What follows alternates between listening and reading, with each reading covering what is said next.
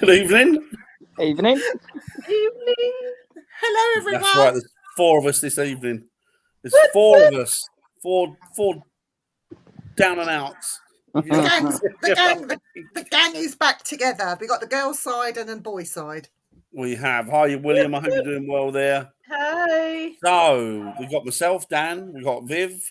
We got Jamie or Parker, and we've got the lovely Lois tonight for you. So you've got a full squad in this evening for a chat about. Well, we're going to talk about all sorts of things haunted as we always do, or unusual, or supernatural. And tonight we're going to talk about my hometown where I was born and brought up, and at the apt time as well, we're going to talk about the Enfeild haunting. It was all kicking off when I was a kid, and it was literally just around the corner from where I was born and raised. Many moons ago. Many moons ago. Many moons ago. It's I would have said you were only 21, Dan. Oh, no, again. Awesome cart job on it. I hope you're doing well there. Hey, boy.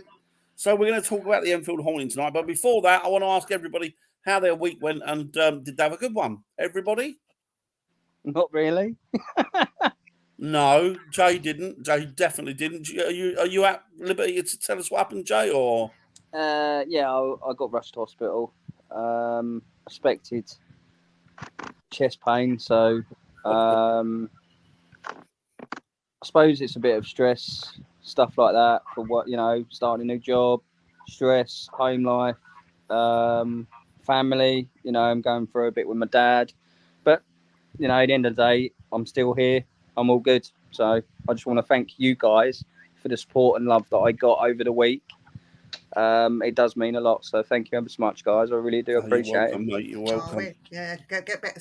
We're just happy you're okay. That's all we're happy about. I'm sound, mate. I'm sound as good. Cock a hoop, mate. We're cock a hoop over that. So that's good. So Jay's back on the path to, it was me. I would sneak around the early hours of the morning. And what I'll do, Williams, I would throw big stones at their windows. And here, hiding in the bushes going, woo! Hi, Gary. As is the customary noise for a ghost, apparently. Do you do that to Lois? Would you do that to Lois? Of course, I do it to Lois every Friday night. Poor Lois. I would rather throws a shoe out. I would rather have it every night, Dan, but Friday nights are good nights. I can't afford the fuel, otherwise I would do it. How are you, Gary? I hope you're doing well, buddy. Yeah, meet halfway over the wall.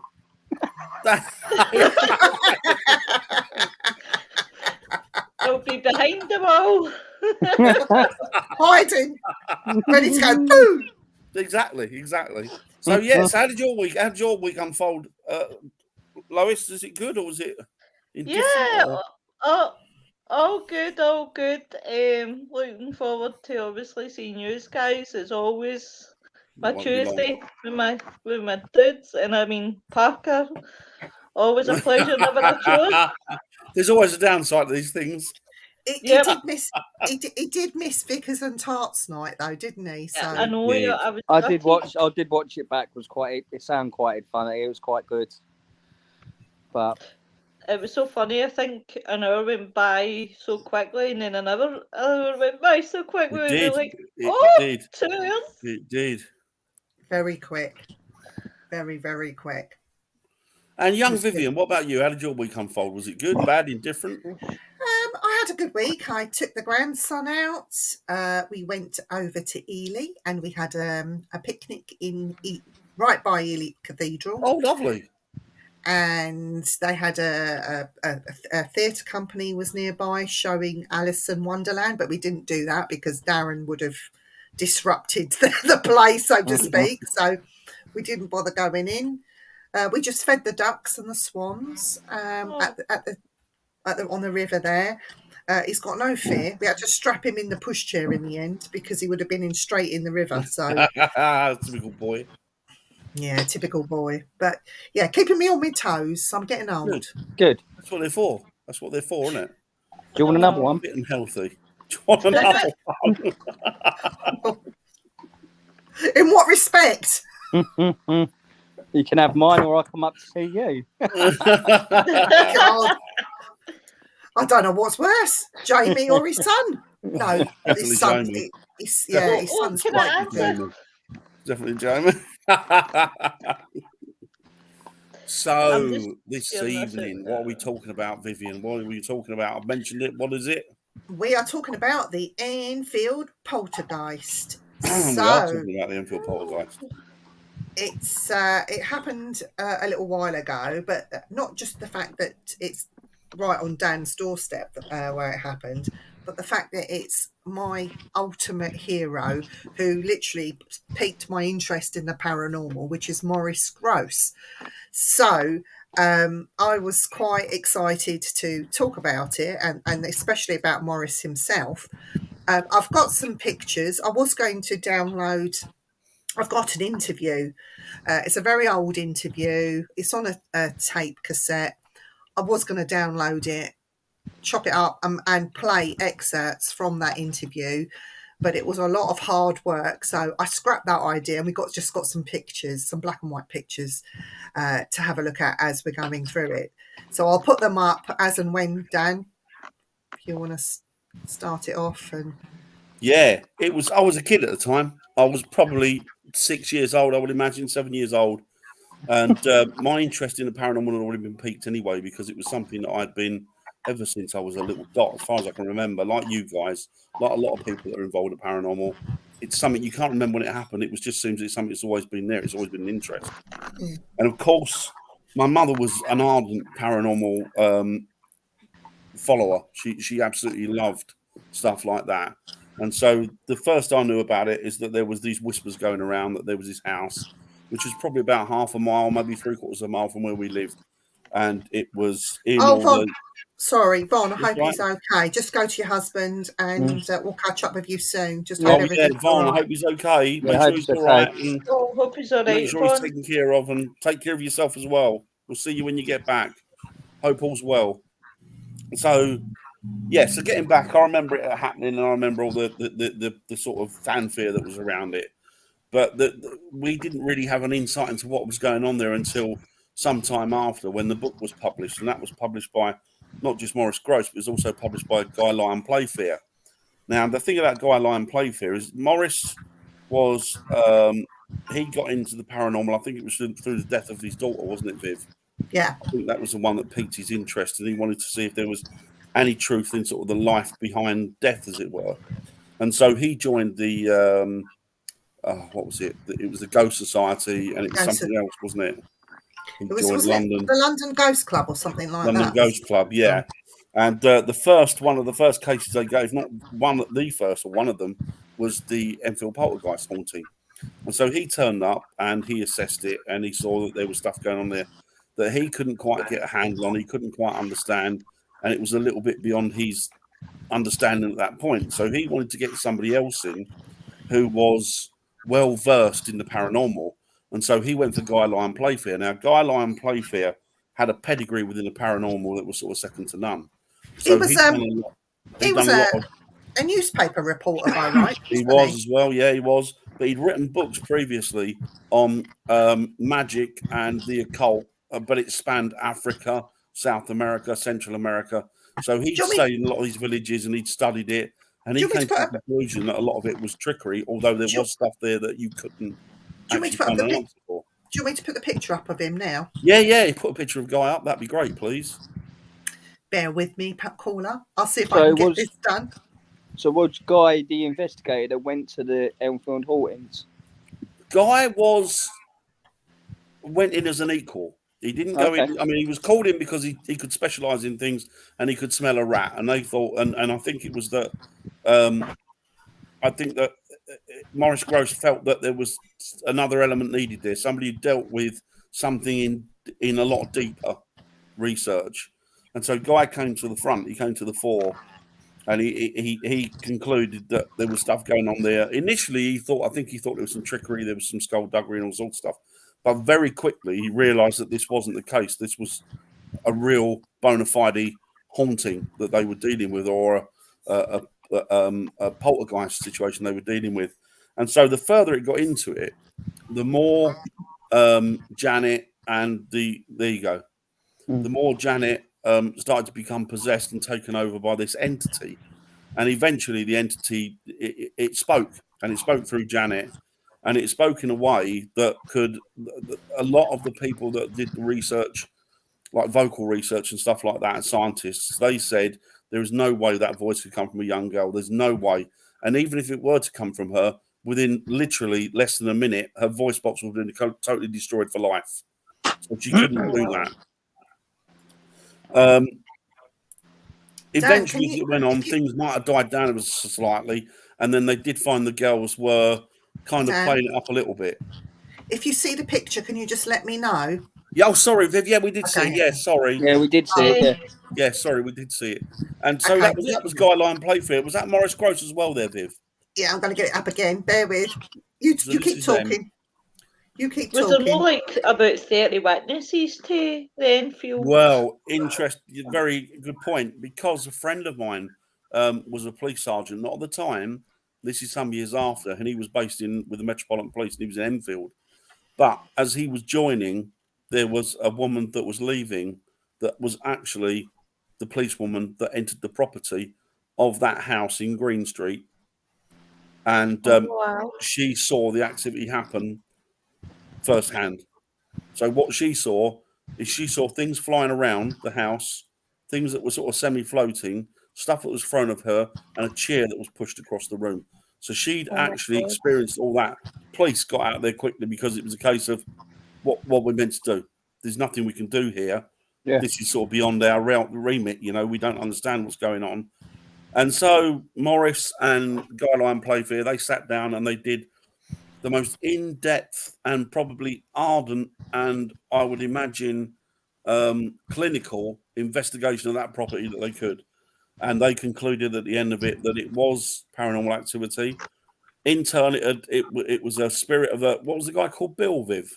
I've just put up a picture of Maurice, and I believe that's Guy there. Was it no? I think the guy's name was Bill Wilkins. Was it no? Was it an old man? I think you're right. I think you're right. Actually, yeah. And he came forward and he told his name, and he also explained to the people that were there, explained to Maurice, and he explained to Guy Lyon Playfair, amongst others, that far as he was concerned, he fell asleep in the corner of the room in his armchair. And then he'd had a massive, I don't know what happened to him. He'd had a brain aneurysm or something. And he passed away whilst he was there. And of course, he's come round and there's different people inhabiting his property or his home. Okay, for people that don't know, on the left-hand side of the screen, that is Guy Lyon's Playfair. And on the right hand of the screen, you can see good old Maurice sitting there with his hand in his, well, it looks like the waistband of his trousers. And I think that's one of the family that own the house. Yeah. They're one of the children. So that is that picture, everybody. Okay. Now, Maurice was a bit of a no-nonsense guy because Maurice was ex-RAF, wasn't he, Viv? Yeah. He looks it. As is denoted by his moustache. He looks and like military. He wouldn't take any crap. But he was a very nice guy from what I can make out. The girls ended up loving him. They fell in. They absolutely idolised him. And when he left, it sort of broke their hearts. But I think he did keep some sort of contact with them over the years. So was the house? So it was obviously like back in. I reckon it was built like 30s, like in the 30s, wasn't it? That's exactly what it was. It's a fort because I know as you was talking, I don't know nothing about this, but it feels weird because I've seen like the house, so it's like an old, obviously it's a 4-bedroom semi-detached, isn't it? I'm not sure. I know it's a 3-bedroom. I'm not sure if it's 3 or 4. Yeah, roughly. I can tell you that, but I know it's a detached house. Yeah, it's an old council house, but it was built in the 30s. Because the thing about Enfeild is where that house is, you got the Royal Small Arms. Right, Royal Small Arms during the war. Yeah, that was a major hitting point for the Luftwaffe. Yeah, so a lot of the buildings around there would have been flattened, so they would have reconstituted it with sort of 40s council housing, 50s council housing. Mm-hmm. So see, that's what was in my mind because I used to wonder about. Obviously, when I first heard this story, was what was it built on top of? Because you find many places that are built on top of something. Around there, it would have been farms. It would have been farm fields and that. But the fact is that the spirit that inhabited it, which was Bill, would have been from when that house was built. So he would have probably been maybe one of the first inhabitants in there with his Mhm. family, and sadly passed on in that property. I don't think there was anybody there when he passed. No. Um, Right. The family, they lived in this house, and the girls, you can see by this picture that they shared a room. The two girls shared a room. Typical girls' room, 2 bedrooms, not much room in there. Posters on the wall. Rather than seeing the picture of the famous picture of Janet flying through the air, I've opted for this picture where you can just see the 2 sisters being normal sisters asleep in their bed with not much going on. That is what their room looked like. Yeah, that's it. Normal girl's bedroom, as you say, Viv. Pictures of David Soul and Paul Michael Glazier up from that period. Obviously, the 70s with Starsky Up. Loved I Starsky was Up. trying to make out the posters actually. Do you know But what? yeah. If you look on the right hand side, up, you can see a packet of Embassy Number 1 there. Can you? Packet of cigarettes. Do they even make them anymore? Yeah, they still make them. Yeah, Do they? yeah. But why? But I don't know why the girls would have a packet of cigarettes on the wall. I suppose they've had clippings out of magazines and stuff. So It looks like kids in the 70s. We didn't have the like posters like they got today. So everything we had, we cut out of magazines and newspapers, didn't we? Yeah. and the bottom right looks like a packet of cigarettes down there as well. The bottom left, sorry, yeah. So I don't know what the girls were doing, but that's their thing. That's what their bedroom looked like, a normal kid's bedroom, isn't it? It's just a normal kid's bedroom. And I have got a picture of their kitchen, I believe. If I can find it, I will show you. But Dan, you carry on in the meantime. No, the interesting point is that the police that went in there was more than one officer. There was a male officer as well. It might have been 2 actually, and with 3 females, so 3 officers at one point, and they all couldn't wait to get out of there because there was nothing they could do. It was beyond their experience. There was absolutely nothing they could do, and they swore to the day. I mean, I don't know if they're still around now. They may be, they may not. I don't know, but they swore till the end that there was no skullduggery going on. That there was no way that what was going on there was possibly anything to do with the child's actions, and it was something that they'd never experienced before and hoped to never experience again. But it all seems to emanate from this one guy. Now, I don't know if there's any truth in it, but I believe that they located the son and they played it. So the son didn't want to know anything about it to begin with, and then eventually they got the son and sat him down and played it just to see if it was his dad, and he said, "Yeah, that's my father. That's his voice," but he didn't want anything to do with him.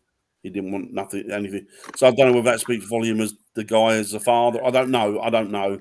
But there was definitely, if that is the case, there was definitely something not right going on there. They didn't, if they weren't that bothered about their father. There's a lot of hate then, really, towards his father. It seems to be. If your parents one of your parents or family are in limbo, no matter what they were, well, within reason, you would do your best to try and help them out, wouldn't you? Yeah. But if it gets to the point where you're like, yeah, you know what, not dealing with him, didn't like him when he was alive, not going to deal with him now, then there's something not quite right there. But it's very sad. But the spirit itself did seem, I mean, I don't know, it seemed quite vindictive and nasty, didn't it, Viv? But then that might be through frustration. It could have been. So this house, is it still like? Yeah, does somebody it's else still live there. It's still in the hands of the local authorities, and they've still got a family living in there today. But since that family left, there's been no actual activity that's certainly not been recorded on any level that you could research. So do you think it's actually came from? But nobody said anything. Do you think it's actually came from one of them, Dan? If it stopped, they might have been a conduit, but I have no idea. I wouldn't know really. What do you reckon? There'll be another picture coming up in a minute. There's Morris. What do you reckon, Viv? Well, listening to going back through the research and listening to the takes from Morris and the interviews that he had going backwards and forwards with Janet and also with the the entity itself through Janet's voice box. He was across the road in the grave, and he just happened to see Janet, and he liked it there. That's why he was there. That was his house. And he was just an ignoramus, basically. He was one of these people when he was alive that was, I'm right, you're wrong. And that's how it is, and get over it, sort of thing. Yeah.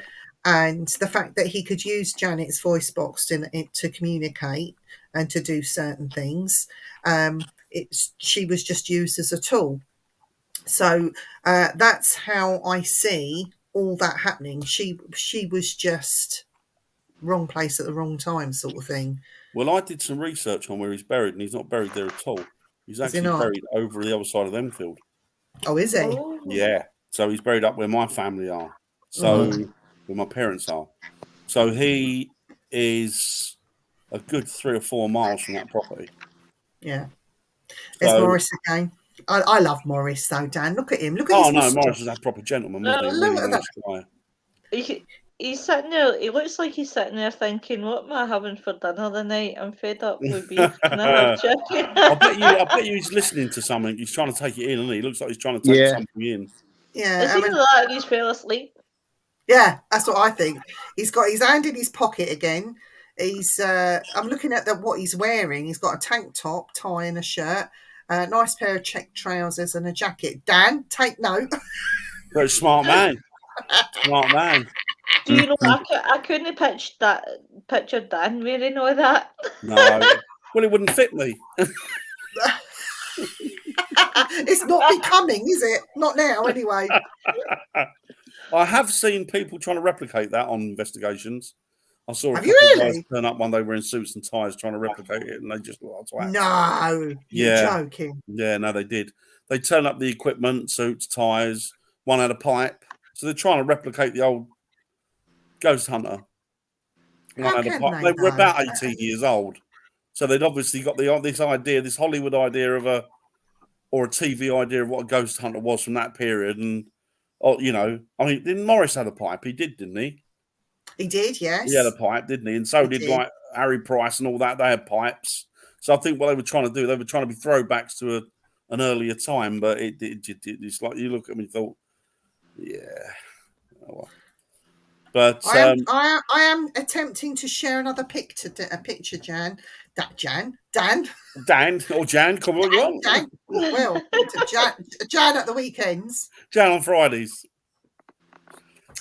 Ah, there's Janet. Oh. So, how old was she, Dan? Can you remember? She would have been around about 8 or 7 or 8, my age, maybe 9.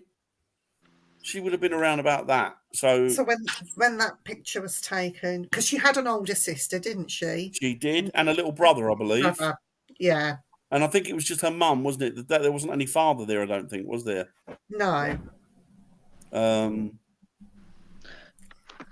But if you listen to the vocalizations and there was, as they said, for a child of her, like, girl of her age to do that, it would have destroyed her throat within seconds. It would have absolutely wrecked it. And this was a proper vocalist. They got to listen to it. This an analyst, and he said you couldn't keep that up for more than a couple of seconds. But she was banging on and talking in it for like minutes.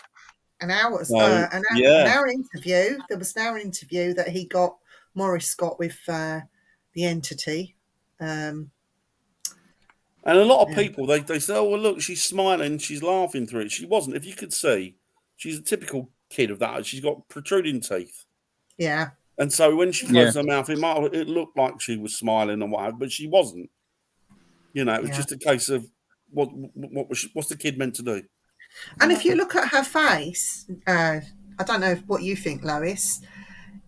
For a little girl of that age, she's got big bags under her eyes. She has, but you would think because of the sleepless nights that she's had. I think what I read that was really, really disgusting, and I don't know if it happened about the time of this, was that they got a really hard time at school, and her brother was called the freak boy from the ghost house, and people would spit at him in the street. Yeah. Yeah, I think I've got. I think the whole family came in for it. They were what you'd call a normal working. I mean, they were poor. They didn't have a lot, and even less so because I think it was the mum that was trying to keep the family together. But they were a normal family. But yeah, they were just poor, and I think people sort of victimised them because of that. Not that there were many people with a lot of money in the 70s. I grew up in the 70s, and I don't remember people with a lot. No. But they were particularly, I think, down the bottom or further down, and they came in for a lot of flack because of it. And it really wasn't. Later on, they said that there's, they said that there was skullduggery, and he even said it himself. Morris, that yeah, he did. He said, but he felt that the skullduggery was coming to the fore near the end when the girls knew that they would be leaving, and they wanted to keep them closer. When, however, that's for security, I don't know, because I don't know what happened. Apparently, there was stuff happened after they left and the girls grew up. I don't know how long it went on for. I don't know whether she's still suffering stuff today. But I would think I know that. Sorry, on you go, Dan. No, that's fine. No, that's okay, Lois. Janet's younger brother, when I done my research, he died of cancer, and I think he was age 14 at the time. Yeah, right. I've got a picture coming up of all of them together, so bear with. It's going to take a while. Not very good at this, as you can tell.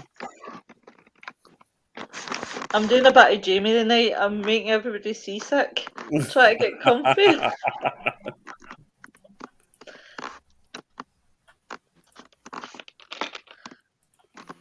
But I mean, you still. Go on, sorry, Lois. Go on.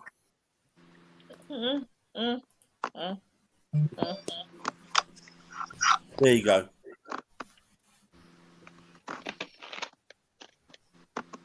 They're just normal family, aren't they? They're just normal kids. Can you see it, Lois? Yeah, I can see it. Sorry, I had just my mouth. I'm trying to go. But it does. It looks like a normal family photo. Yeah. Doesn't it? You wouldn't be able to tell. Like, I mean, I guess like for myself that doesn't really know much about it, that just looks like a normal family photo. Normal family, yeah. They don't look distressed in any sort of way. No, and you can see the two brothers there with the young, the two of them and her sister. I take it she was the youngest, or was no? She wouldn't have been the youngest. No, she would have been the oldest girl. I don't know if she'd be the oldest sibling. She might have been, but she was the oldest girl, definitely. Yeah. But the thing I think that happened there was that a lot of people called it out for it is. But I saw one of the final interviews, I think it was, of Guy Lyon Playfair, and he was angry. He was angry because people kept trying to undermine the actual seriousness of the haunting. And he said, you weren't there. You could not possibly sit. Talking about a paranormal psychologist, you can't possibly sit there, he said, with your hands in your pockets telling me that this didn't happen. You weren't there. I was there. I experienced this. And I guarantee you that the activity went on there was 100% real, that it was kicking off. And I mean, Guy Lyon Playfair was always somebody I felt was very level-headed, wouldn't get angry, could stand there and argue his corner without doing. But this day he was proper peed off, really, really angry that they kind of tried to undermine it and play it off as something it wasn't, and say that the girl would fabricate it. And as he said, you can't. There's no way that you could. And when they speak to Janet today, which is very infrequently, you can still see that she carries the hallmarks of somebody who's had something traumatic happen in her life. So I think that scarred her. It's not just Janet, though, Dan. No, the whole. I think Mum's dead now, isn't she? She died as well. But it was the people in public service. The milkman saw things floating past the window that should not have been. The lollipop lady, the milkman, the postman. He refused to post letters there at one point because he'd seen stuff that he couldn't explain. And these were just normal service people trying to do their jobs, let alone the family and the people that actually physically went through it. And then you also have Bill's family, because Bill's son He came in and he listened to the tapes, didn't they? They Yeah, played he them to verified him. it. That's my dad. And even his side of the family also suffered, even though it was their father that was doing the haunting, if you like. Yeah. So there's a lot of aspects of this that you have to consider, and you can't say that he was an evil entity, because he wasn't. Bill was just a normal bloke. He was a cantankerous old bugger that happened to pass away. Yeah. So you can't say that it was an evil haunting either. No. As far as I know, it was somebody. It seemed like somebody who was a bit peed off because somebody moved into their property. As far as they knew, they'd gone to sleep in a chair, woke up, and there's all these people walking around their house. I'm going to annoy and piss off. Sorry, and I don't mean to. I do this with respect, but the American aspect of it. The Warrens had nothing to do with this case at all. Absolutely nothing to do with it whatsoever. They knocked on the door, and I believe it might have been Guy Lyons Playfair. Don't quote me. He told them where to go, because they knocked on the door. They turned up. They heard about this haunting because it went worldwide. They got on a plane. They came to England. They found the house. They had the audacity just to walk up to the door and knock on the door and said, I believe you have a haunting and you need our help. And they were called all the names under the sun and told to do one. And the door was slammed in their face. Good. And that is the amount of the extent of their involvement in the Enfeild haunting. But that's the one thing that annoys me about the Warrens, and all due respect to people that follow. I mean, I'm not a big advocate of them, to be honest with you. I'm sure they did a lot of good work, and I'm sure they you know. But at the end of the day, I think the thing with the Warrens is, and whether it's them or promotion, they turned up at all these different hauntings that nobody's ever heard of them at. Yeah. Mm-hmm. You know, and I'm sure we've got the same. We've got people over here, people I know over here, that would do exactly the same if they thought they could get away with it. So it's not just a thing it's not just American. These are people that are just people. Yeah. Whether they're British, American, or whatever, you've got them all over the world. I know people that do exactly that to promote themselves. Yeah. So all this that you saw in the film The Conjuring and the Enfeild haunting and all that sort of thing, a lot of it is made up for Hollywood. And you know that they had no involvement in any way, shape or sound. So but they've written books, they've brought out a film, they've done this, that and the other, and they actually know nothing. They based it on their research into Guy Lyons Playfair and Maurice Grosse. So I had to say that, Dan. And I'm sorry if I've offended anybody, if they're fans of the Warrens, but I'm just telling you a fact. I mean, I thought her. She did something. Was it something State? Penn State, was it? Or with Ryan Buell? Yeah. Yes. And I must admit, she did come across as quite a nice lady, to be fair. Yeah. And she might have been a very nice woman. But whoever was promoting them didn't really do them any favours, I don't think. No. But she seemed like quite a pleasant lady, you know, and very knowledgeable. But Lois looks a bit perturbed. Sorry, no. What I was doing actually there, I was kind of looking up something there about with the Enfeild thing. See, when I do my facials, just slap me. Everybody says that. See when I'm on pure concentration. What were you looking up? Tell us. What were you looking up? Yeah. What did you find? Well, it was just general reading. Because when I like to talk about things, I like to make sure I'm talking the right things and not talking shite. We don't mind. One of the things I found funny was, and it did tickle me, and it was during the day, it was sort of during the morning, and the kids were going to school. So you had the lollipop lady who was she was kind of outside their house, because it was a school more or less opposite the house, like a primary. So she was watching across, and she said, I did this double take. She said, I was halfway across the road, I've got the kids. She didn't have looked up, she went, and there was Janet, she went, floating across the window. She said, no hands under her. She said she was just there floating past the window. It's like... But you know, the people that turn around and say like, "Oh, this is fake" and things like that, it can't be, because see, at the end of the day, right? You've got police officers, right? So why would police officers gay be turning around and saying this Didn't is what we were witnessed?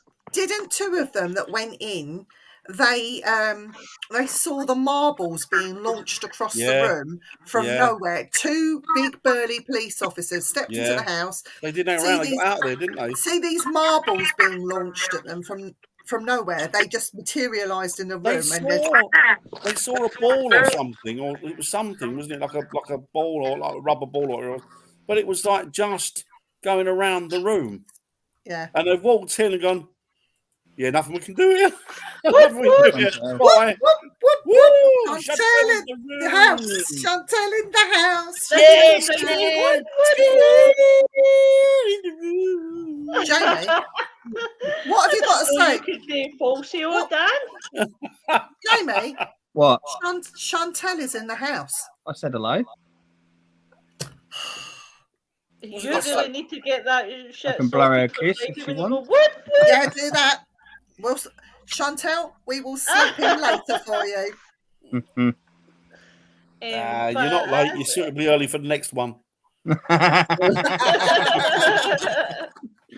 that is a really interesting. Do you know what, guys? I'm going to be brutally honest. I tend not to watch films like that. Don't get me wrong. I do occasional, right? I watch your B movie, right? As I call it, the B movie, the found footage, and I'll sit there and have a wee giggle at myself and start having a rant and say this is not how I would do it, and I try and debunk it. Right? None of the film's fake, right?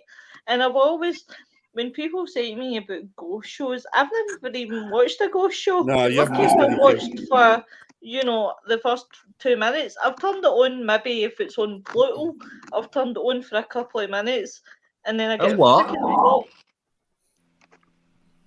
And then I get bored. Then I get bored, and then I'm like, I can't do this.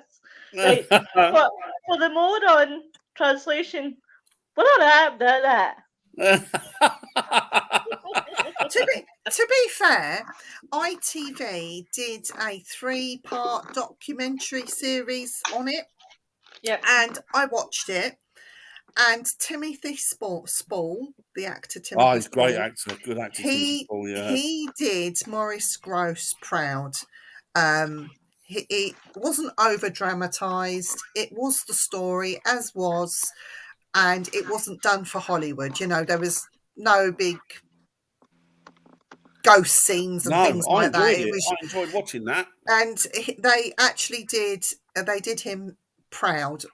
The only criticism I have of that is they played down Guy Lyons Playfair's part in it, which I think they were just concentrating on Maurice rather than the two of them as a pair. It should have been both of them. So that was the only criticism that I had with it, because Guy should have had more of an input within that 3-part drop, you know. But other than that, I thought it was great. Yeah, and it's the way that the British do things. You know, we're quite reserved. You reckon It it's was on good. Netflix? It was good. Here's a question for you guys, right? And for everybody in the chat, right? See if we took Hollywood out of everything into paranormal, like The Conjuring, The Exodus. I can't say that word. Never mind. Exorcist. Right, and all the other movies, would people actually really be interested? Shut Yes. up, you. Yes, I think so, because you've got the hardened people, the real investigators and researchers, not the glorified ghost hunter. Dan calls himself a ghost hunter. I know that he's not, because he'll actually do a bit of research and go into it a little bit more. But take the glorified ghost hunters away, you still have people within the paranormal field that were doing it 20 years ago, before you had all Hollywood and all this internet stuff, and people were doing all of that. So yes, there are. The real investigators have gone a little bit underground, to be quite honest. They have. I, for one, I don't post anything that I get now on social media. You'll see it on Striking Midnight if me and Dan have been out and we've done some filming for that. But when it comes to the other side of things, I don't post or share anything with anyone because I just think the paranormal field in general is a bit of a quagmire at the moment. It's got a bit boggy with a lot of stale rubbish that's been thrown into the pond, and we need to hoist all that out, give it a bit of a spring clean and a spruce, and love the pond that we're in again, because I don't think people do. No, it got to the point, didn't it, where it became so egocentric and so arrogant, and people became nasty, that it was a case of, I'm not sure I really want to be doing this anymore.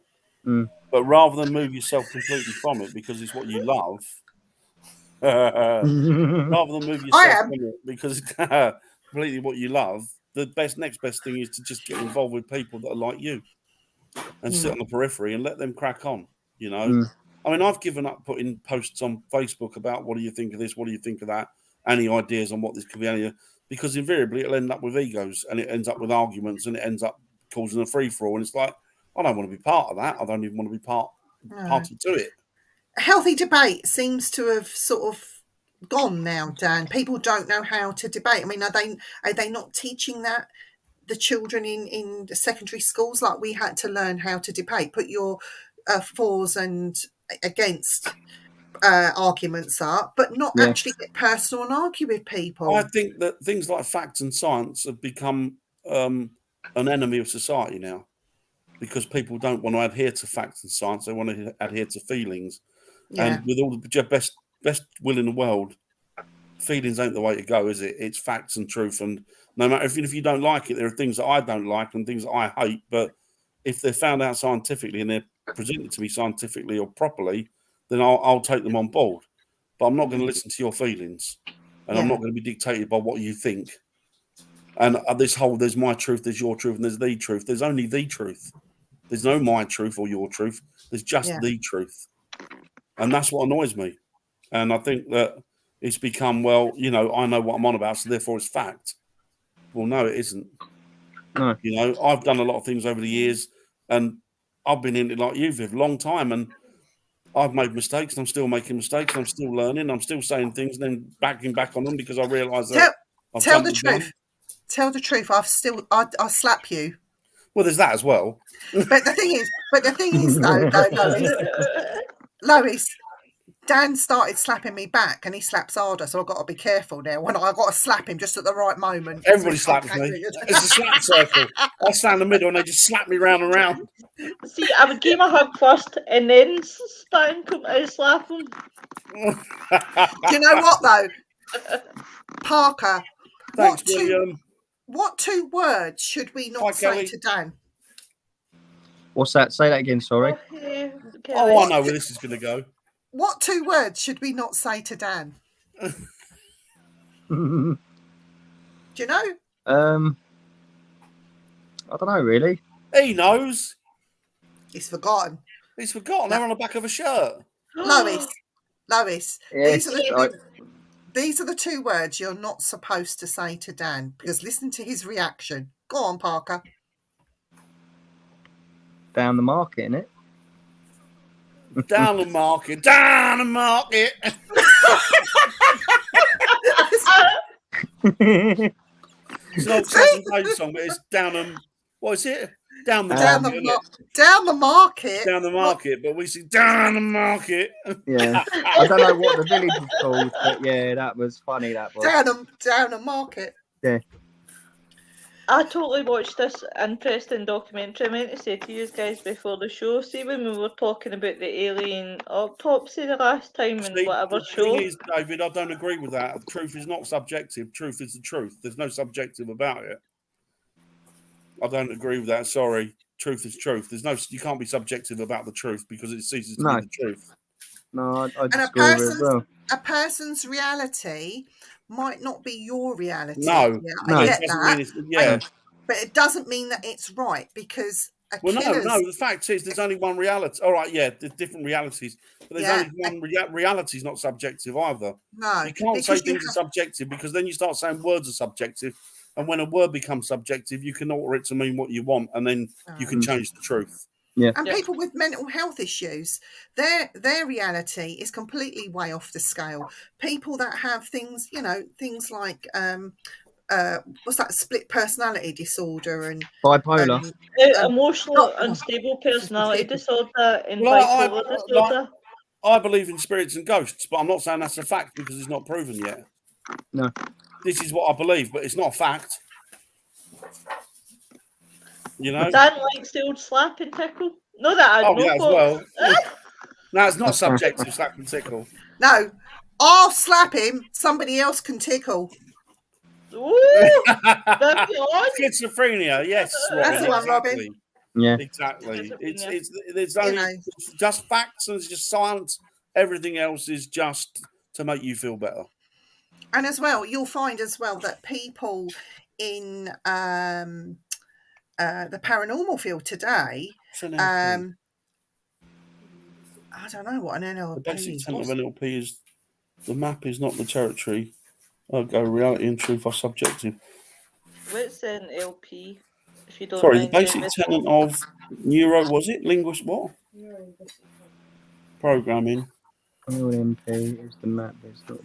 I don't care what that says, David. I don't agree with it. I don't agree with that. There's just fact and science and my reality, your reality. There's only one reality. Realistic programming is the way of changing someone's thoughts and behaviours to help achieve. And I will tell people I did look that up because I didn't know what it was. Here you go. But it's not only that. I mean, people with a basic skill set. When I say basic skill set, it's people that have gone to school and actually got an education, that are able to think, that are able to know right from wrong, that are able to be objective and subjective, that are able to weigh up the pros and cons, that are able to seek for what they think is paranormal and then find a rational explanation for it. People don't do that anymore. People don't want to know. They just want the thrill of seeing a ghost or capturing something on film. Whereas they have that experience, just go and have and see, why did you have that experience? What could have affected that? Yeah, exactly. How could this have happened? Yeah, That's all gone out of the window now. Exactly. If I drop a load of mushrooms and I start seeing things, it doesn't mean what I'm seeing is reality. It could be a direct, Oh, thanks, Robin.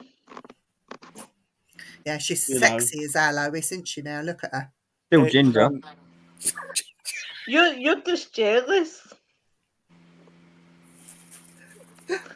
You're going to get a big slap. You know that, Jamie, when she sees you. It's okay. I'll just let him off with it because in his condition, I don't want to say it off his ticker. Carry on. Do you know what, Larry? If you can't punch him in the chest anymore, I'd kick him in the ghoulies, you know. That's what I'd do. I know. It don't work anyway, so what's the point? That's another show, Jamie. But no, I think like this is me as a person. Like I think like the ghost hunters and stuff, they want to be ghost hunters, but people like who did the interviews at the hauntings at the Enfeild hauntings, these guys were specialists. So as me personally as a specialist, I can't say it. Someone that's specialist, got a degree in what they do, I will listen to them because they've got some knowledge about what they're talking about. Do you know what I mean? So it's not, oh, we'll go to the ghost hunt and then we'll do this, we can do that. You know, they spent years and years and years in universities and stuff like that. So that makes them something that you can talk to. You know, you can take as much information from them guys as you can because they've studied in, you know, that was probably a study at the Enfeild hauntings for them, you know, maybe an investigation, but they were probably doing a study on, you know, people in that situation. I think Maurice Grosse was not an expert. He had just literally joined the paranormal, the psychic, was it the psychical, the study of psychical research? Oh, okay. As it were, right. So he'd only just sorry. He'd only just joined, right? And because he lived closest, he had no experience at all. They sent him to that case, and then they sent Guy Lyons Playfair to go and assist him.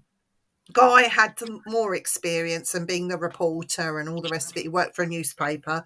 Okay. He had more experience at it than Maurice Grosse.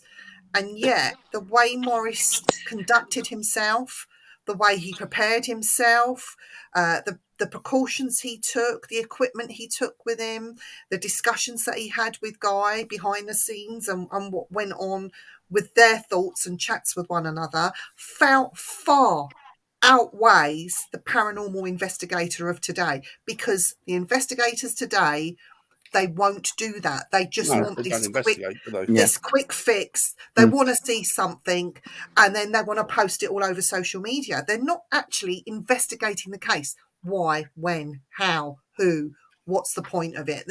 They're just not doing it anymore. Right, I see what you're saying, David, and I do agree with you that it is interchangeable in respects that times do change and science changes and perspectives change. But I think we're coming at this from two different angles, to be honest with you. Science it isn't set in stone. You're absolutely right, and it does change. But until it changes, then I'm going to stick with the reality that it's got a foot in at the moment. It could change, and it probably will change, but I don't think it changes that much.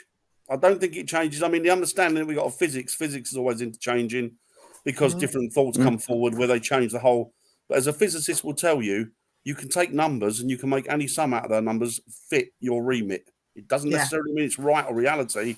It just means that you can take those numbers or specs and make them fit the idea of what you want it to fit. Yeah. Things do change, and of course, it's the same with spirits. I'm sure one day that what we call the supernatural will just be the natural. In fact, I think it's the natural now. But it's just our understanding of it isn't up to the point where it should be. What I'm talking about is people's perception of telling me things that I know are wrong. So telling me, for example, things like, well, today I'm going to be a duck, but tomorrow I'm going to be a person again. Sorry, don't buy into that. No matter how much you want to change the boundaries of reality or perception, I don't think you can change them that much without seeing a psychiatrist.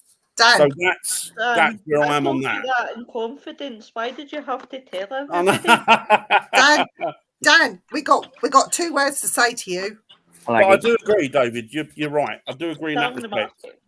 2 words to say to you, Dan. Quack, quack. Quack, quack. You're quack. Well, that's the thing, isn't it? They're No, but I understand exactly. that. William's right.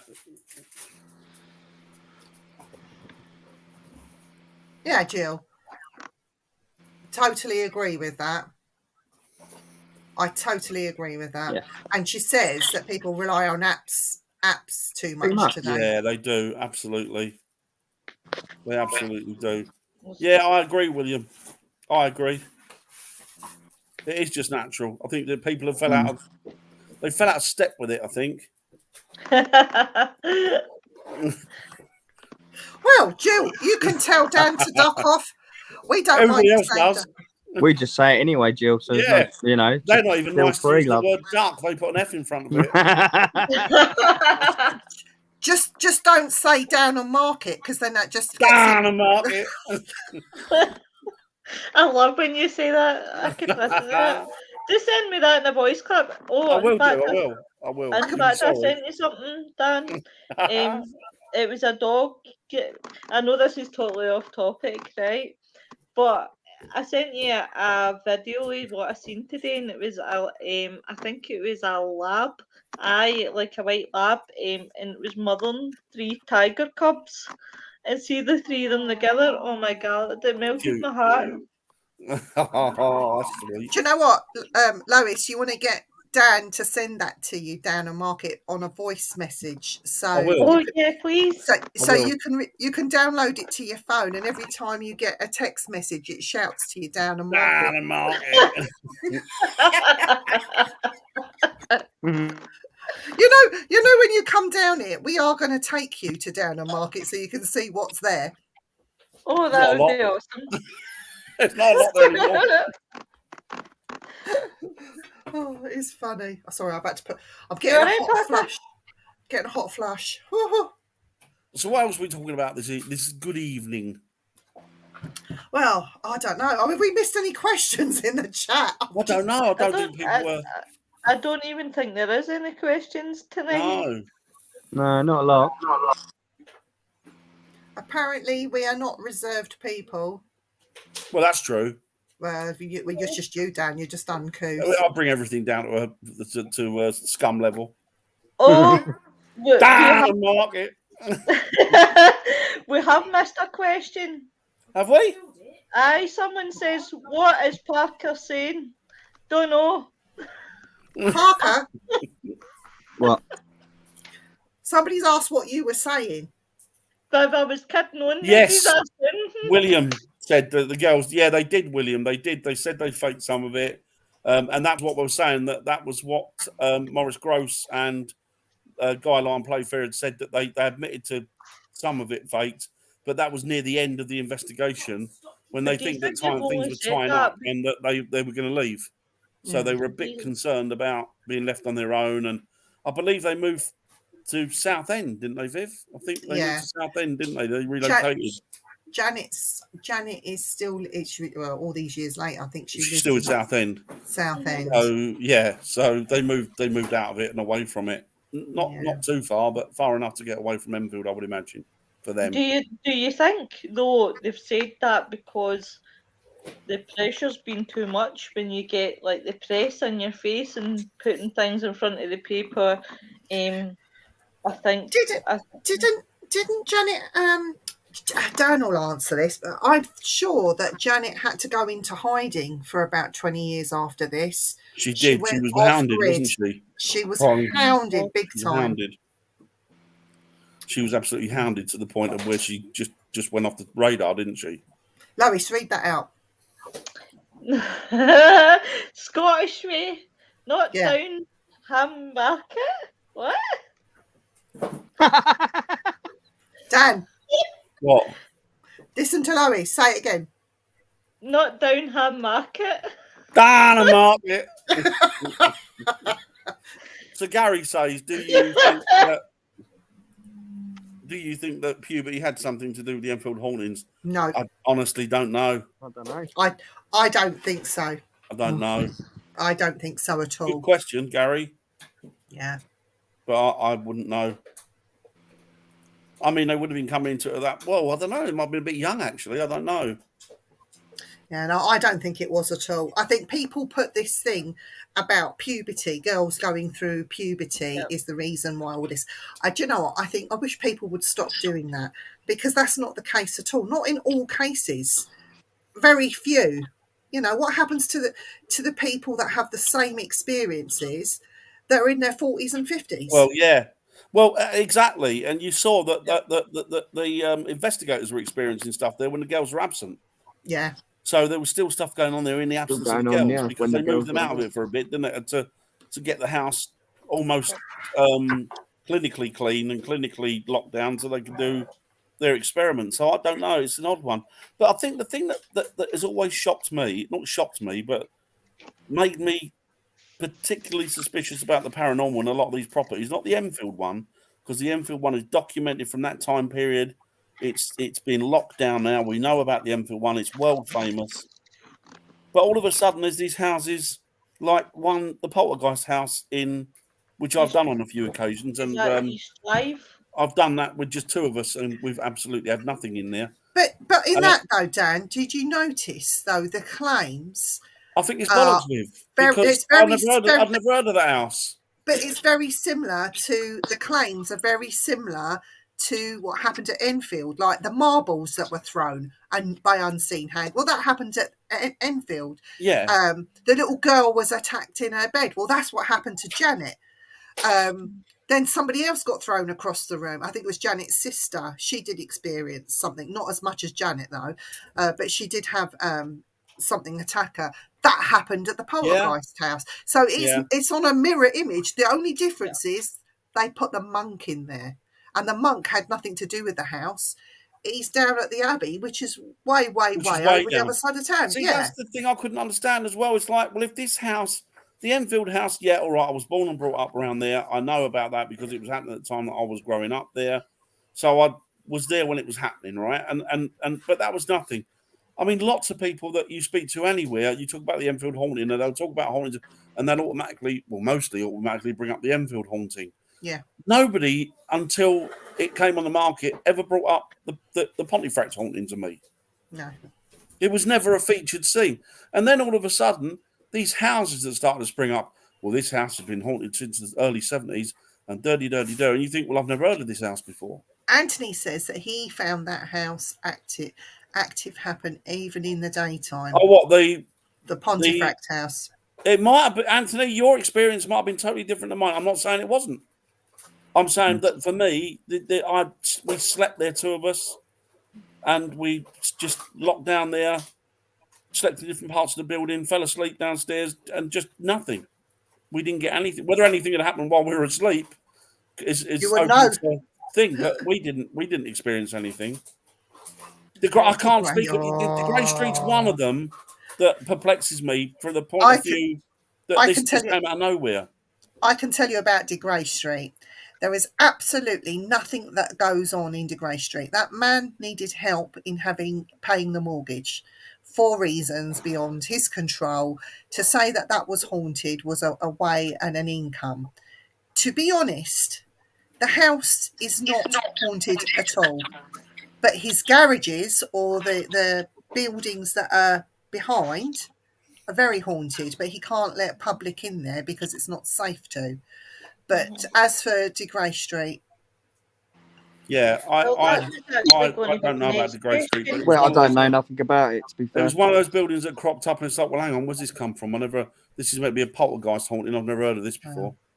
And it's like, I've been doing it for 30 odd years, so I think I might have heard about that. Here's a question for people in the chat and also for the lovely family here. Do you think that by allowing paranormal investigators in, you can take a building that's not haunted and then all of a sudden it becomes haunted just because you have it on the circuit and you're allowing people in every week for 2 nights a week?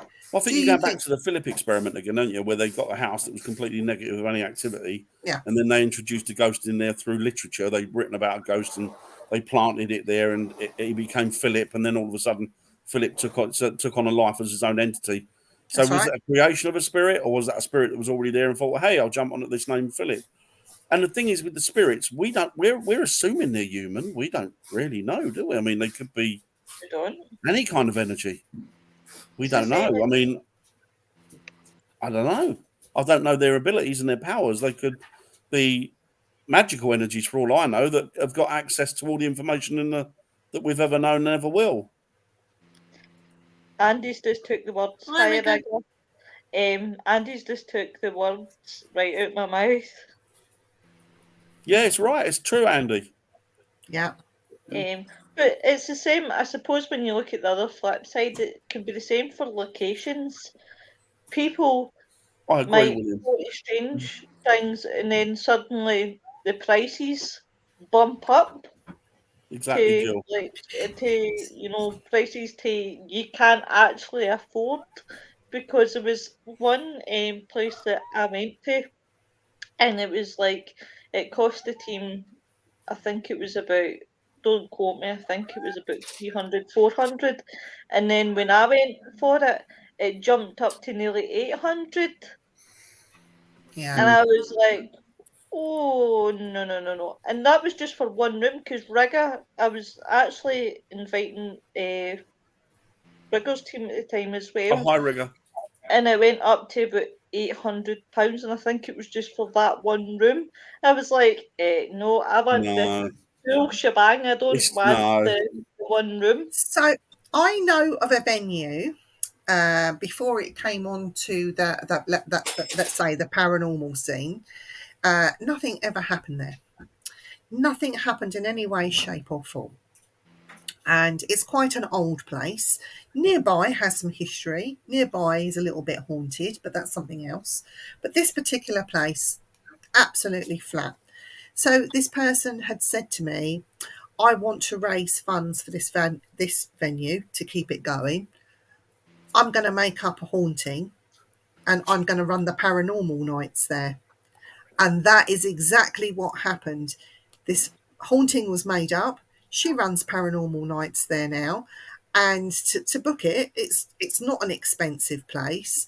But now they're making money hand over fist. And that's the thing. Just because paranormal that's the people thing. want somewhere to go. They don't do their research beforehand. No, they don't and find out. Exactly right, Viv. Exactly right. And I think you've hit the nail on the head there. If I had the money and I bought 2 buildings, I'd buy 2 Victorian buildings, at least Victorian. Yeah. That's as new as I would go. And then what I would do is I would hire them out. If I wanted to, I would hire them out as haunted properties. And you watch the money come rolling in. Because you're going to earn more money doing that than you are renting it out. If my cats weren't indoor cats, Lois, I would rent my house out Friday night, Saturday night, and Sunday night. My house is very, very haunted. Very haunted. And if I knew that nobody'd let my cats out, I'd let people come in here and I'd charge them £250 a night. You can have it all night. That's all right. I'll go and stay around my mum's. I haven't got an issue with that. Can you see how much the revenue that I would make on letting my house out? It's just ridiculous. But you know what? It's got to go through the tax man. So, the tax man's going to get a big chunk of that. And I think a lot of these venue owners... That would actually be an interesting topic. Yeah. If the tax man actually knows half of what goes on. Well, this is why one house got repossessed rather than possessed, didn't it? They didn't tell the tax man that they were doing it, and all of a sudden the tax man came along and where's my chunk? Saw it exactly what it is, Andy. Exactly. I did a house. Viv will know it. You guys will probably know it. Everybody in the chat will know it. Well, I'm not going to mention the property, but it's a very, very infamous, well-known property. It's almost coastal.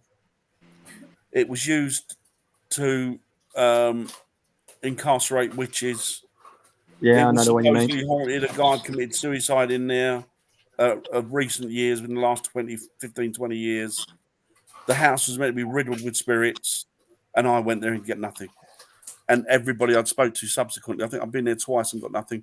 And everybody I spoke to subsequently regarding that property had nothing out of that house. Even And people that were mediums said nothing. The remaining family members that are related to the witch that supposedly died and was incarcerated there. Ursula, wasn't it? Yeah. Were absolutely up in arms about it, refused very to near go there. Jason. Yeah. And also, they are in real big, like, they're so distraught that they're saying that the remains of this particular person is to do with the grave in Cornwall. They're saying that it's not her. It's not her. The family went absolute, and they threatened to sue them. So be careful when, if there's fraudsters out there thinking, I'm going to make up this story, and, just make sure these people don't actually exist, because if they're alive today, they will come and sue you. Yeah, the families will do it. I mean, the thing is as well with that place is that it didn't even have... It was clear from the off as soon as we got there, the person that owned it was their handout for the money. Yeah. And it was cash. And unfortunately for them, the taxman got wind of it and they had to sell the property because they fell foul of the tax. They didn't pay any tax on it. And of course, it's a running business, isn't it? I can see somebody like that thinking, well, I'm doing well out of this house. What I'll do is I'll use the money and income buy another house, and I'll set that up as a haunted property as well and get idiots to pay for it for me. Yeah, it's true. But anyway. Exactly, it is. Yes, it is, Gary. Exactly. I think the Priory across the road. My shoes were more haunted than that building. They probably get up and walk themselves, don't they? It's the smell that propels them. Guys, do you want to do the one that we picked out? In fact, the one that we picked out, I'm going to put back in the jar because we haven't done that. Right. And I'm going to shake the jar up. The jar of doom. The jar of doom. Yes, Jason. I know the family had something to do with the taxman. Yes, Jason. With the what, sorry? The taxman coming. Oh, really? That was something to do with the family. See, before we did the Jar of Doom, I think Rigger had a question. he asked, "Do you think spirits eventually That's true, start David. understanding the technology we That's use? very true, David. Sorry. Sorry. Sorry. Say that again. Do you think spirits eventually start understanding the technology we use?" That came for Rigger. Not apps. They don't, because No. they're going to do something. They're going to do something, and if they don't want to, I don't think they will. No. Yeah, I think something has to be real time. I don't think you can play something through an app because there's no life force Can't in the see app that. there. It's just recorded. Dun, dun, dun. She's in the UK. Yay! It's So my when we're favourite talking about, are subject. we talking about real witches? Or are we talking about, like, I don't mean not real witches? Are we talking about what they called Wiccan witches. Wiccans? Witches in the UK, the past, Just the the present, next Tuesday. Traditional or Wiccan or all of them? all of them. What? Right. Better do some So- research, didn't I? We will not have a Things Network on for me and Dan next week. Oh, yes, we will. Yes, we will. We won't be doing next Wednesday. So we can do this next week, Dan, so we're safe. Are we investigating somewhere on Wednesday? You're having to look after Mr. Kano. Oh, yes, we are. We're working next Wednesday, aren't we? We are working next week. If we're allowed, we might do a bit of a live, eh? If we're allowed to. If we're allowed, Sir Gary, we might do a bit of a live. Von's back in the chat. We want to know how your husband is. Is he Oh, okay? your husband's okay. Rigger says, I mean the equipment we use to help communicate. I should have mentioned that, love. Well, I don't think you can communicate with a spirit through a K2. A lot of people make that mistake. It measures EMFs, it's supposed to. But with regards to EMFs, you have two types. You have natural and you have man-made. But you also have a third, which people don't realise, which is a floating EMF, right? So your next door neighbour could be using, I don't know, their kettle BB radio. right next to your wall.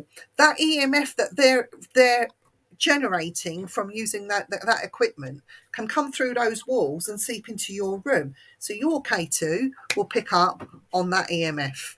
So people that like to do this spirit communication with K2s, and I have to look at the atmosphere where they are they near a road, taxi cabs, where are their phones? Are their phones switched off completely? Because flight mode still affects equipment.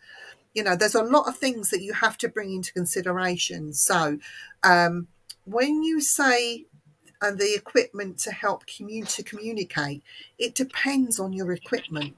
What is it that you're saying? And when you decide what equipment it is, there's a lot of factors that has to come in, that has to be brought into the equation before you can say you've had spirit communication. Hubby's Bruce Wilcox. Oh, bless him. I hope he's okay, Von. Oh, bless him. I'll send him our love, won't you? Yeah, I hope he's all right, darling. Hope he's Yeah. all right. Our love. Mwah. Yeah. Poor fella. Big kisses to hubby. Yeah. Not to Von, to hubby. And Von. Get better soon. Poor fella. Yeah. Yeah, Gary's just mentioned as well, is there a plane flying overhead? Yeah, You know. exactly. Loads of different bits. Are there power lines? You know, who's that one person in your team that's left their phone on or not left it in the car? I like the one when you get called into a pub and go, "There's activity coming up my ears here," and you walk in and there's like 300 fruit machines. Yeah. And you all think, and switched they've on. got electronic dishwashers. And it's like, well, yeah, of course you got funny feelings going through you. Look at the amount of electricity that's going off. And Yeah. the classic one is, did you hear that? Did you hear that? And it's the ice cube machine that's cracking off, that's going off throughout the night. Or one that threw Those me, are I fun. didn't even know about them. They'd just come on the market and I was shat myself. I mean, what's going on here? What's going on here? And every 2 seconds, Oh, yeah. it was when them smell things came out in the bathrooms. Yeah. Oh, the haze thing. I remember doing an investigation, Dan, and we're all piled in the ladies' toilet, and I'm standing there minding my own business, and all of a sudden, in the back of my head, I felt, and that noise. And I thought, somebody's just spat in the back of my head, you know. Turn the lights on. It was that air freshener thing. My hair smelled really lovely for the rest of the investigation. When they came out, they were just stuck them there, didn't they? Yeah. And it was like, well, she's a lovely smell of roses, and yeah, that'd be the air freshener. Lavender. Oh, lavender. That must be the spirit of the woman wearing lavender. The old girl. Oh, bless you. Oh. Exactly, Gary. Exactly. So yeah, it's. I'm sure he is in good hands, Von. I'm sure he is. Bless him. It's not nice. Do you know what? I fell over the other day. I felt like a right idiot. I laid there. I just laid there. I was in the house on my own. I laid there for a couple of minutes just thinking, I can't believe I've just done that. I hope nobody's watching me. Like, I'm in the house on my own. Of course nobody's watching me. And even if Andy was here, he wouldn't get up to help me. He'd just sit there and laugh. So he's lucky to have you, Von. I used to see these things years ago, and I used to think, old people, how comes they're always falling over? This is ridiculous. Falling over, you can keep on your feet. Now I've started doing it. And I'm laying there and looking up at the sky thinking, oh, right, that's how it happens. Yeah, but you broke bones, Dan. I'm always breaking bones. Yeah. Oh. I did a count up since I was a kid, the amount of bones I broke. And it counted up to 28. Oh, my God. 28 bones I broke over the years. 2. I have done, Jason. Yeah, I have done. Don't like them.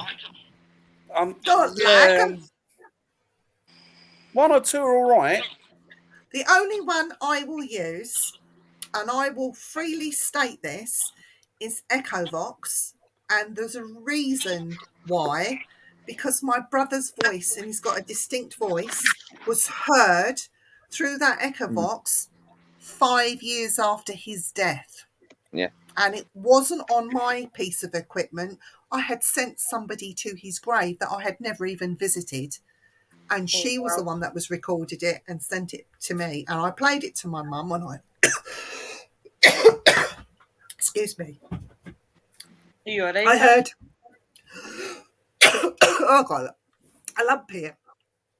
So she played it. I played it to my mum. And she just burst into tears. Oh, God.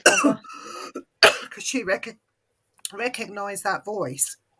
So that's the only one that I will endorse is Echovox. All the rest are just crap. Sorry. Oh, too much talking. Dan never gets that though, does he? No. Because I'm quiet. My arse. Your arse is quiet. That's only no. Sorry?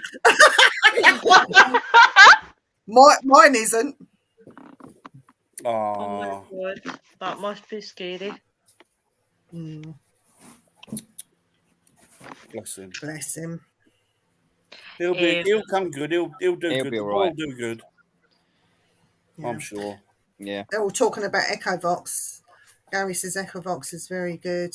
Yeah. The only thing with Echovox is people get obsessed with it, don't they? Yeah, As you we have know, don't to. we, Viv? I would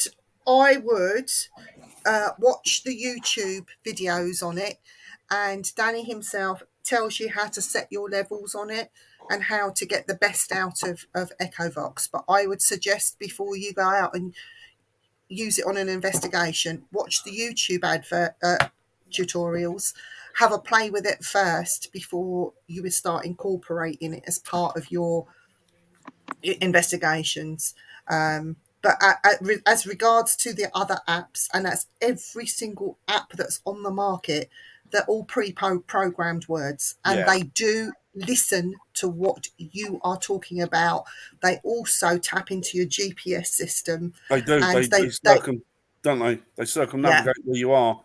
All these apps are absolutely crap. I'm sorry, but they are. Yeah, they do. They are. They can circumnavigate where you are, and send information through that's prevalent to that area. Yeah. So, for See, example, if it was Necrophonic would do something the same. Yeah, if it was France, if it was a French building, then it would come through with French words because it Yeah. would pick up the history of it and then feed you through information that's relevant to that spot. So you're not dealing with a spirit, you're dealing with a bit of AI. Yeah, and you should have your phone off on an investigation anyway. Yeah, you your should. tablets and that You sort should. of thing. It shouldn't be. Yeah, Alex will be good. He's a good lad, is Alex. Yeah. I hope he's coming back soon. Right, so we are running close to the end of the show, guys. We've been on an hour and a half. Thanks, everyone. That once the 4 years are together, we can't stop talking. We just go on. I know. As I said, a Friday show is the end to go by. Do you know? It was so funny. As soon as we finished, he was like, "Thank God I could hear these in my ears. I could still hear me laughing at the time. It was so funny." But we can talk. We can Thank talk you, for Jason. England, though. We can talk for England, can't we? Can't we, Parker? We can. We can. What? Sorry, Much to most people's upset. Parker, speak. I can't hear you. You're breaking. Parker. What? What? I need a translator. Parker, What? what are those two words we don't say to Dan? Down the market. Oh, thank you, Dan and Market. Thank you, Jill Fennick. Much appreciate that. Come along in future. Thank We're you, here all Jill. week, and I mean all week. So we're on. Oh, Parker's on. bloody hell, William, that's hot, mate. Oh. Don't feel sorry for him. He's got aircon. Get that aircon on. Stay inside, Oh. William. Right, So I'm going to go anyway, night- guys. Take Tomorrow it easy, Jay. I'll see you later. Yeah, Take it honey. easy, buddy. Bye. Bye. Bye. Tomorrow night we have Jesse Craig New on Simply Spooky. On Simply Spooky. Sorry, I just saw Plus- some Gary. So we have Jesse Craig New on Simply Spooky tomorrow at 8 o'clock. And on Friday on Simply Spooky, there is the Friday night Frighteners show, Lois's show, Frighteners. But she's not coming on Friday because she's having to go to work. That's fair enough.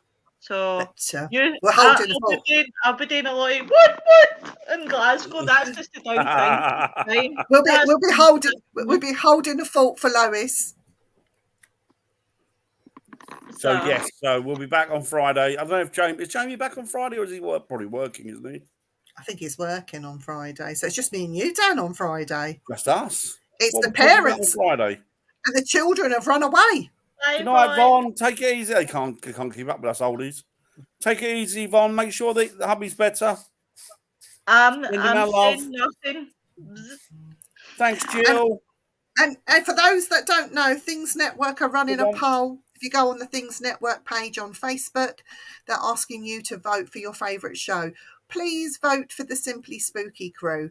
There's been a lot of support for us so far, and I don't know when this finishes, but if you could support us, I think it's a couple of days left. I've actually gone all out and I've thought up a great motto for people to vote us. We might be shit, but we're all you've got.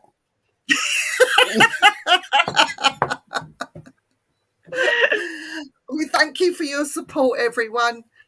Take care of yourselves in the chat. Yeah. Hope you enjoyed it, and we'll catch you next week with Witches in the UK here on the Things Stay Network. safe, channel.